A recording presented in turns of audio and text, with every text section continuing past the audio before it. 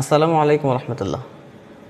সম্মানিত দিনী ভাই ও বোন, আপনি মনে করুন যে আপনি একটি কোম্পানিতে জব করেন এবং কোম্পানি আপনাকে বলল যে আপনি গত মাস যেভাবে ডিউটি করেছেন, করার ফলে কোম্পানি আপনার প্রতি সন্তুষ্ট হয়ে আপনাকে একটা অফার করেছে।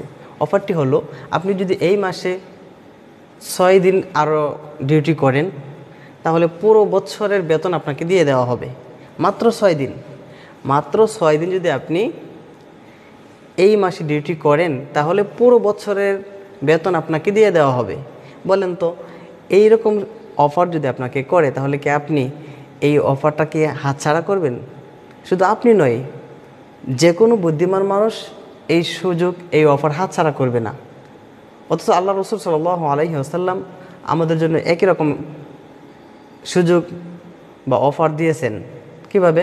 রসুল সাল্লাল্লাহু আলাইহি ওয়াসাল্লাম বলছেন, সহিহ মুসলিমের হাদিস, মান সামা রমাদান সুম্মা আতবাআহু সিত্তাম মিন শাওয়াল কানা কাসিয়ামিদ দাহর।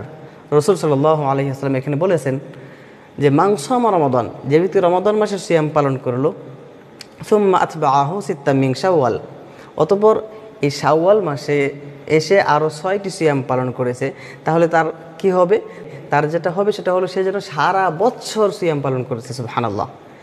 মাত্র 6 দিন সিয়াম পালন করার কারণে তার আমল নামায় কী হবে? সারা বছর 12 মাস সিয়াম পালন করলে, নফল সিয়াম পালন করলে যে নেকি হতো, সেই নেকি তার আমল নামায় দিয়ে দেবেন। সুবহানাল্লাহ বিহামদিহি। তবে এখানে একটি শর্ত লাগিয়েছেন, সেটি হচ্ছে মাংসমা রমাদান, যে ব্যক্তি রমাদান মাসের সিয়াম পালন করেছে, সুম্মা আতবাআহু সিত্তাম মিন শাওয়াল,